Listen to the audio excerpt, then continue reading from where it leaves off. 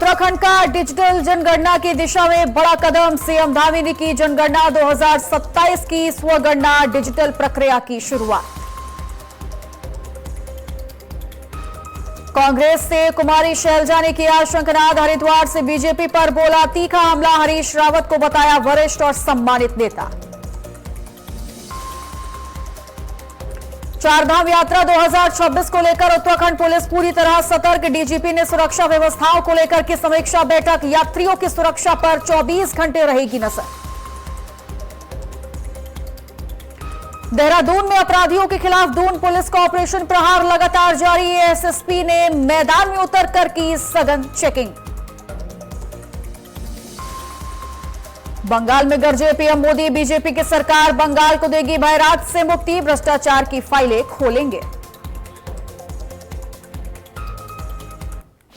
नमस्कार, स्वागत है आपका आज की खबर में। आपके साथ मैं हूं चित्रा सिंह और आप देख रहे हैं हमारा खास बुलेटिन देवभूमि। तो चलिए बुलेटिन की शुरुआत कर लेते हैं, जहां मुख्यमंत्री पुष्कर सिंह धामी ने डीएवी पीजी कॉलेज में आयोजित छात्र संघ समारोह में शिरकत की और छात्रों को संबोधित भी किया। अपने संबोधन में मुख्यमंत्री ने कहा कि छात्रों की ऊर्जा और उत्साह को देखकर वे अभिभूत हैं। उन्होंने अपने छात्र जीवन को याद करते हुए कहा कि कभी वो भी छात्रों के बीच सक्रिय रहते थे और उसी ऊर्जा के साथ काम करते थे। सीएम धामी ने कहा कि युवाओं के सपने, उनका संकल्प और उनकी सोच ही देश के भविष्य की दिशा तय करेगी। उन्होंने छात्रों से सकारात्मक सोच के साथ आगे बढ़ने और राष्ट्र निर्माण में योगदान देने का आह्वान किया।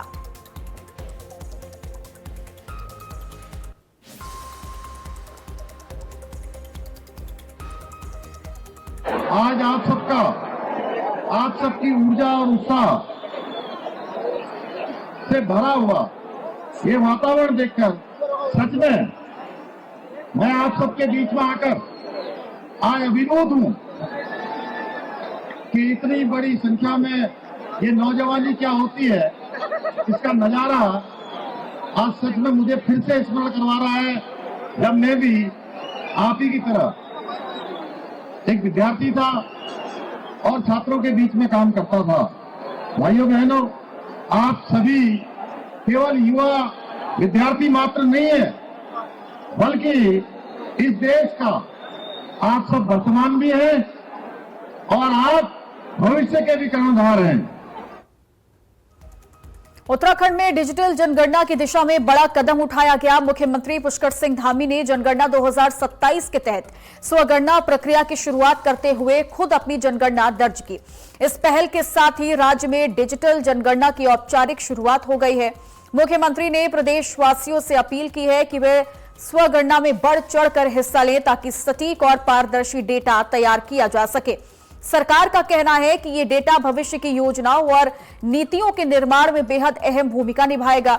अधिकारियों की मौजूदगी में शुरू हुई ये प्रक्रिया डिजिटल इंडिया अभियान की दिशा में एक महत्वपूर्ण कदम माना जा रहा है।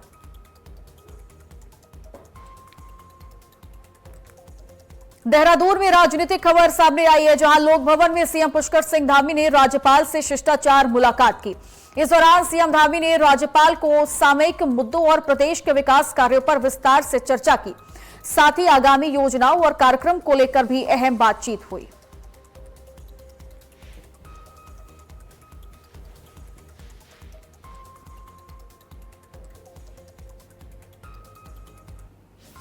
मुख्यमंत्री पुष्कर सिंह धामी और डिप्लोमा इंजीनियर्स महासंघ के बीच अहम बैठक हुई है।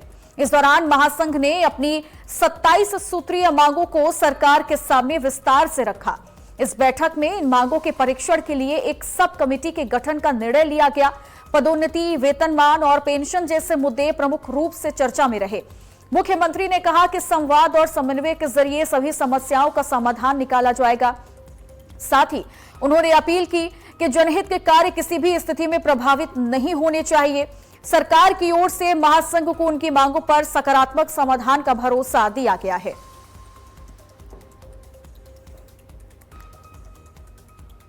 कांग्रेस की ओर से संगठन को मजबूत करने को लेकर सियासी शंखनाद किया गया। इसी को लेकर उत्तराखंड कांग्रेस प्रभारी कुमारी शैलजा अपने 5 दिवसीय दौरे पर हरिद्वार पहुंची, जहां उन्होंने जयराम आश्रम पहुंचकर कांग्रेस के नेताओं और पदाधिकारियों के साथ बैठक की। इस बैठक के बाद मीडिया से बातचीत के दौरान बीजेपी पर जोरदार निशाना साधा गया। उन्होंने असम के सीएम हेमंत बिस्व शर्मा के बयानों पर कड़ी प्रतिक्रिया देते हुए कहा कि वो जिस भाषा का इस्तेमाल करते हैं वो ना लोकतंत्र के अनुकूल है और ना भारतीय संस्कृति के। तो वहीं वरिष्ठ नेता हरीश रावत को लेकर उठ रहे सवालों पर उन्होंने कहा कि पार्टी में गुटबाजी होने से साफ इंकार करते हुए सब कुछ सुलझाने की बात कही।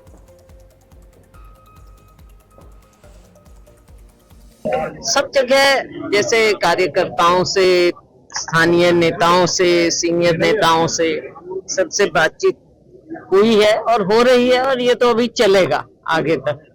ये अभी एक दौरा रखा है हमने, आगे आने वाले समय में और भी जगह हम जाते रहेंगे।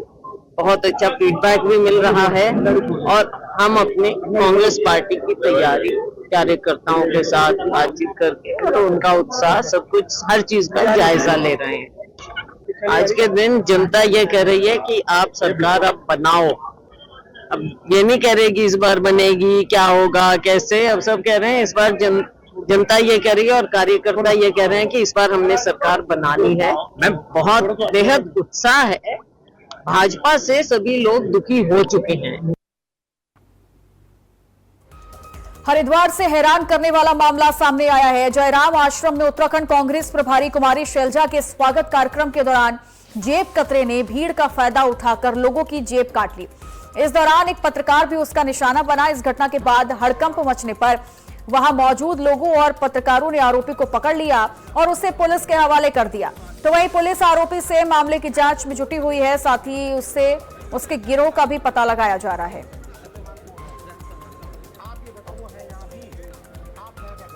22 अप्रैल से बाबा केदारनाथ मंदिर के कपाट खुलने के साथ ही केदारनाथ यात्रा शुरू होने जा रही है, जिसके लिए प्रशासन ने लगभग सभी तैयारियां पूरी कर ली हैं। इस बार रिकॉर्ड संख्या में रजिस्ट्रेशन होने से श्रद्धालुओं में बहुत ज्यादा उत्साह देखने को मिल रहा है। यात्रा को सुरक्षित और व्यवस्थित बनाने के लिए सुरक्षा व्यवस्था कड़ी की गई है और ट्रैफिक मैनेजमेंट पर विशेष फोकस रखा गया है।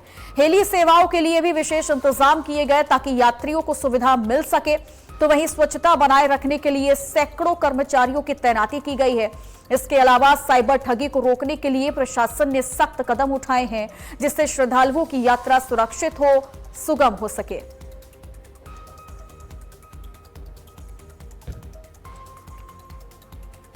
और अब खबर देहरादून से है, जहां 19 अप्रैल से चारधाम यात्रा की शुरुआत होने जा रही है। इसको लेकर बड़ा फैसला भी लिया गया है।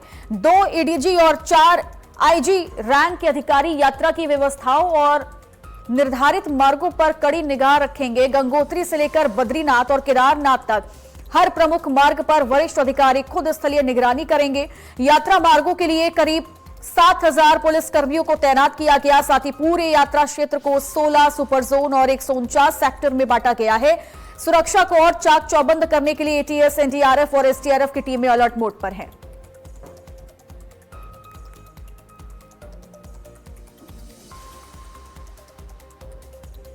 चारधाम यात्रा 2026 को लेकर उत्तराखंड पुलिस पूरी तरह से सतर्क हो गई है। डीजीपी दीपक सेठ ने यात्रा की तैयारियों को लेकर सरदार पटेल भवन के सभागार में हाई लेवल मीटिंग की और सुरक्षा व्यवस्था की समीक्षा की।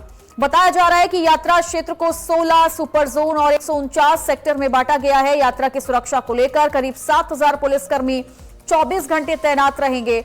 वरिष्ठ अधिकारी चारों धामों का स्थलीय निरीक्षण करेंगे। साथ ही कंट्रोल रूम से हर गतिविधि पर निगरानी रखी जाएगी। इसके अलावा एटीएस, एनडीआरएफ और एसडीआरएफ की तैनाती के साथ साइबर ठगी और फेक न्यूज पर सख्त निगाहें रहेंगी। दिल्ली देहरादून एक्सप्रेसवे उत्तराखंड के लिए विकास का नया द्वार खोलने जा रहा है। प्रधानमंत्री नरेंद्र मोदी 14 अप्रैल को इस एक्सप्रेसवे का उद्घाटन करेंगे। हरिद्वार सांसद और पूर्व मुख्यमंत्री त्रिवेंद्र सिंह रावत ने कहा कि यह एक्सप्रेसवे उत्तराखंड के लिए वरदान साबित होगा। इससे यात्रा समय में भारी कमी आएगी और ईंधन की भी बचत होगी। उन्होंने बताया कि प्रधानमंत्री पहले यूपी के गणेशपुर और फिर डाक काली मंदिर में पूजा अर्चना के बाद एक्सप्रेसवे का लोकार्पण करेंगे। इस परियोजना से न केवल उत्तराखंड बल्कि उत्तर प्रदेश को भी बड़ा फायदा मिलेगा। एक्सप्रेसवे के जरिए पर्यटन उद्योग और होटल व्यवसाय को बढ़ावा मिलेगा, जिससे दोनों राज्यों की अर्थव्यवस्था को नई गति मिलेगी।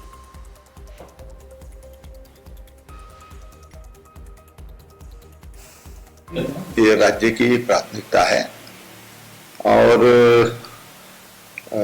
उत्तराखंड कुछ विषम भौगोलिक परिस्थितियों वाला प्रदेश है।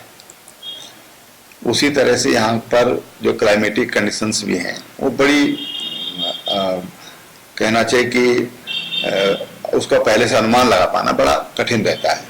अब आप आजकल देख रहे हैं कि हमारे जो बर्फीले इलाके हैं वहाँ बर्फ गिर गई है। दिसंबर जनवरी में जहाँ बर्फ गिरती थी, खेल महोत्सव होते थे, शीतकालीन खेल होते थे, वहाँ पर आज अप्रैल में बर्फ गिरने से और वहाँ पर तमाम जो बर्फ देखने के शौकीन होते हैं, इसमें खेलने के शौकीन होते हैं, वो लोग आ रहे हैं। बागेश्वर के गरुड़ ब्लॉक में आंगनबाड़ी कार्यकर्ताओं ने अपनी लंबित मांगों को लेकर जोरदार प्रदर्शन किया। सैकड़ों की संख्या में जुटी कार्यकर्ताओं ने ब्लॉक कार्यालय में धरना देते हुए सरकार के खिलाफ नारेबाजी की और जल्द समाधान की मांग की। आंगनबाड़ी कार्यकर्ताओं ने मानदेय में बढ़ोतरी, सेवानिवृत्ति पर 10 लाख रुपए की राशि सुनिश्चित करने और मासिक कटौती बंद करने की मांग उठाई है। उन्होंने कहा कि वह कठिन परिस्थितियों में काम कर चुकी हैं, लेकिन उन्हें उसके अनुरूप भुगतान नहीं मिल रहा है।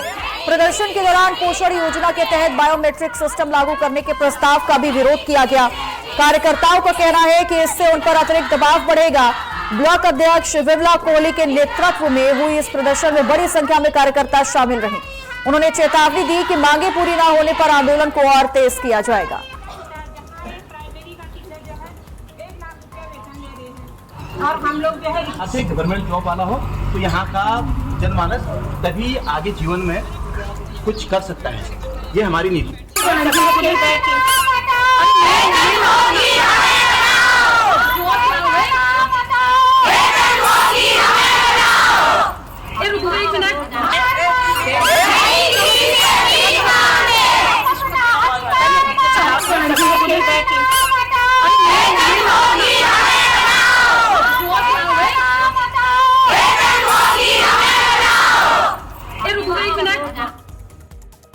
हम आंगनबाड़ी सारे प्रदेश में जो है हम आंगनबाड़ी कार्यकर्ता जो है हड़ताल में बैठे हुए हैं। समय पर हम लोगों को मानदेय नहीं मिलता है। पोषण तय करना हम लोगों का काम, इतना पोषण तय करना हम लोगों का काम होते जा रहा है। दिन पर दिन हमारा काम बढ़ते जा रहा है।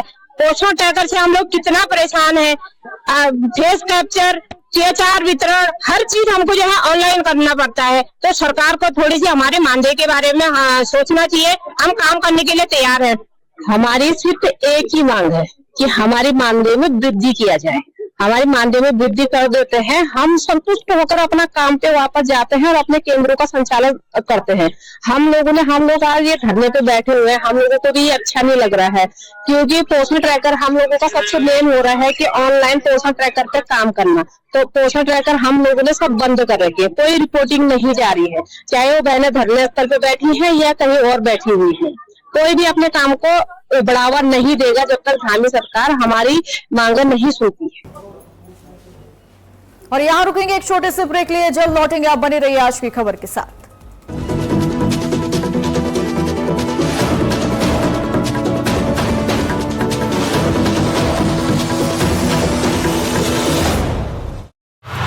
पैसा कमाना एक कला है और उसे सही जगह लगाना एक विज्ञान।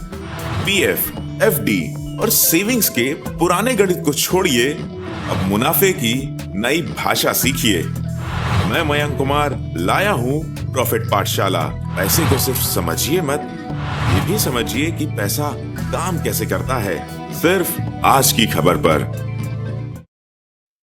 आइसक्रीम खाओगी? जंगल में आइसक्रीम मिलती है। Summer cool refrigerator. आप अपनी ड्यूटी निभाओ, ये अपनी ड्यूटी निभाएगा। समर कूल, लाइफ बनाए वंडरफुल।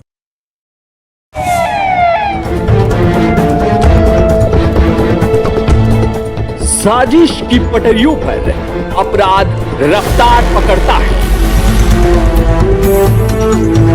बियाबान सुनसान में खामोशी से कोई कत्ल करता है। साइबर के सहारे ठग अपना शिकार करता है। खाकी वर्दी से नहीं छिपता जुर्म की दुनिया का सत्या। कानून की मदद से तब उजागर होता है गुनाह। आज की खबर जहां हम वहां।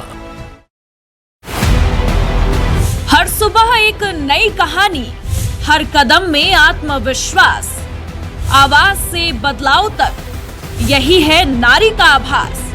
सपने भी उसके, मंजिल भी उसकी, नारी शक्ति का सच प्रगति पथ। प्रगति ठाकुर के साथ प्रत्येक रविवार सिर्फ आज की खबर पर।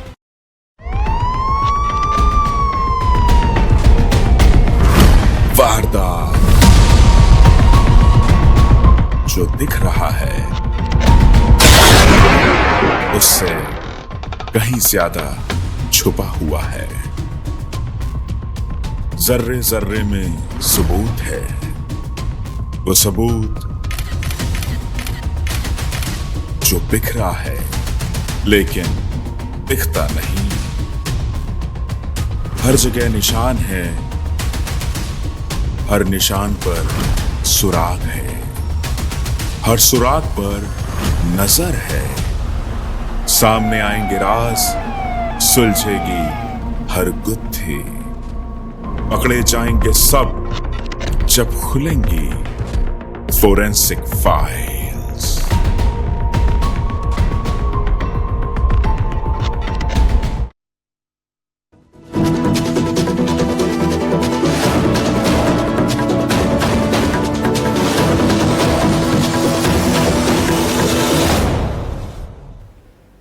ब्रेक के बाद स्वागत है आपका। चौड़ी खबरों में आगे बढ़ लेते हैं, जहां देहरादून में प्रधानमंत्री नरेंद्र मोदी के प्रस्तावित कार्यक्रम को लेकर प्रशासन व्यवस्थाएं चाक चौबंद करने में जुटा हुआ है।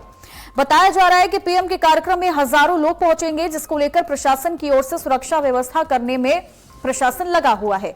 शहर में जाम की स्थिति ना बने, इसके लिए डीएम ने लच्छीवाला टोल प्लाजा को 14 अप्रैल को सुबह 5 बजे से शाम 8 बजे तक टोल फ्री रखा जाएगा। आवागमन सुचारू बना रहे, इसके लिए किसी भी निजी और कमर्शियल वाहनों से कोई शुल्क नहीं लिया जाएगा।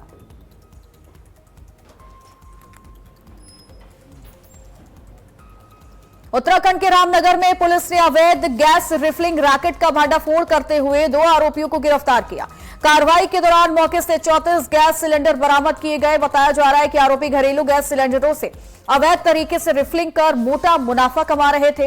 यह काम बेहद खतरनाक था और इससे कभी भी बड़ा हादसा हो सकता था। पुलिस के मुताबिक ये रैकेट लंबे वक्त से चल रहा था और अब पूरे नेटवर्क की जांच की जा रही है ताकि इसमें शामिल अन्य लोगों को पकड़ा जा सके। फिलहाल दोनों आरोपियों के खिलाफ मामला दर्ज कर आगे की कार्रवाई की जा रही है।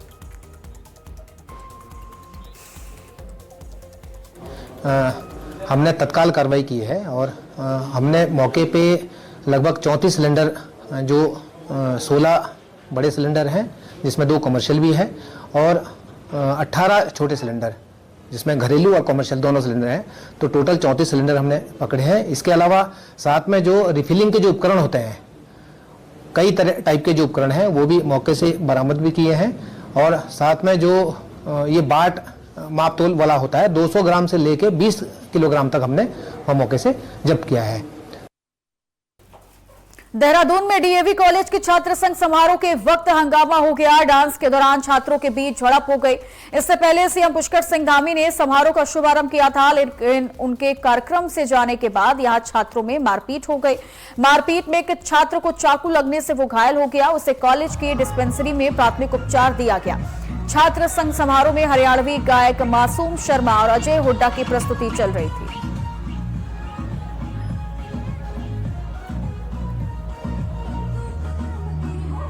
देहरादून एसटीएफ और पुलिस ने विक्रांत कश्यप को गिरफ्तार किया है। पुलिस का दावा है कि यह पाकिस्तानी आतंकी शहजाद भट्टी के संपर्क में था और भारत के महत्वपूर्ण स्थानों की जासूसी करके पाकिस्तान को भेज रहा था। साथ ही कई जगह ग्रेनेड हमले की प्लानिंग कर रहा था। विक्रांत पर देहरादून में कई दीवारों पर टीटीएच यानी तहरीक ए तालिबान हिंदुस्तान लिखने का आरोप है। फिलहाल पुलिस हर एंगल से जांच कर रही है।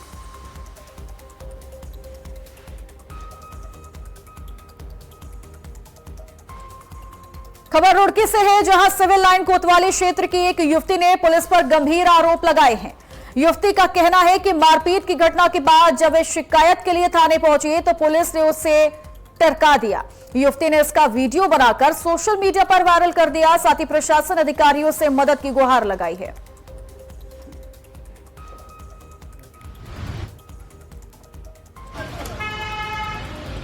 देहरादून में अपराधियों के खिलाफ दून पुलिस का ऑपरेशन प्रहार लगातार जारी है। एसएसपी देहरादून खुद ग्राउंड जीरो पर उतरकर अपनी टीम की अगुवाई कर रहे हैं और अवैध गतिविधियों में लिप्त संदिग्ध व्यक्तियों के खिलाफ सख्त कार्रवाई के निर्देश दिए गए हैं। आगामी वीवीआईपी दौरे को देखते हुए बाहरी व्यक्तियों के 100% सत्यापन के लिए व्यापक अभियान चलाया जा रहा है। शहर और ग्रामीण क्षेत्रों में पुलिस की अलग अलग टीमें औचक छापेमारी कर रही हैं। होटल, रेस्टोरेंट्स, पब और बार में निरीक्षण कर नियमों का उल्लंघन करने वालों पर कार्रवाई की जा रही है।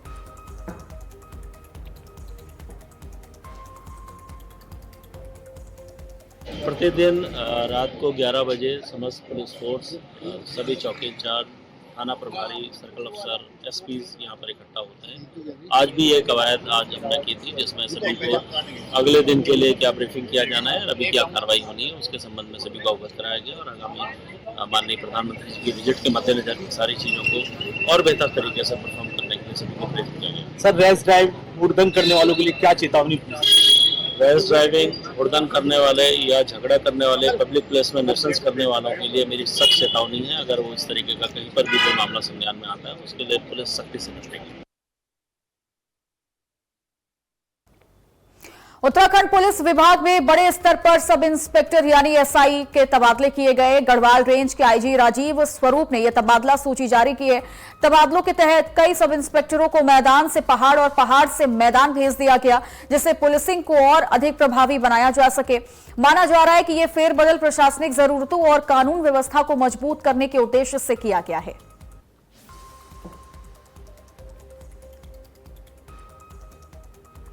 खबर नैनीताल से है, जहां सैनिटोरियम नैनीबैंड बाईपास के पास भीषण सड़क दुर्घटना हो गई है। कार आमने सामने की जोरदार भिड़ंत के बाद करीब गहरी खाई में जा गिरी। इस हादसे में कार चालक गंभीर रूप से घायल है। घटना की जानकारी पर मौके पर पहुंची पुलिस ने घायल का रेस्क्यू कर उसे बाहर निकालकर अस्पताल पहुंचाया, जहां डॉक्टरों ने उसकी हालत गंभीर होने पर हल्द्वानी के लिए रेफर कर दिया। बताया जा रहा है कि कार रानीखेत से हल्द्वानी की ओर जा रही थी, तो वहीं स्थानीय लोगों ने खतरनाक मोड़ों पर सतर्कता बढ़ाने की मांग की है।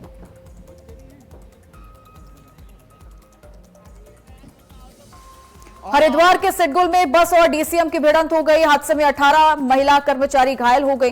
बताया जा रहा है कि बस एंकर पैनासोनिक कंपनी की महिला कर्मचारियों को लेकर दवा चौक की ओर जा रही थी, तभी यह हादसा हुआ। दुर्घटना की जानकारी पर मौके पर पहुंची पुलिस ने घायल महिला कर्मचारियों को इलाज के लिए अस्पताल भिजवाया है। इसके बाद दोनों क्षतिग्रस्त वाहनों को थाने भेज दिया है।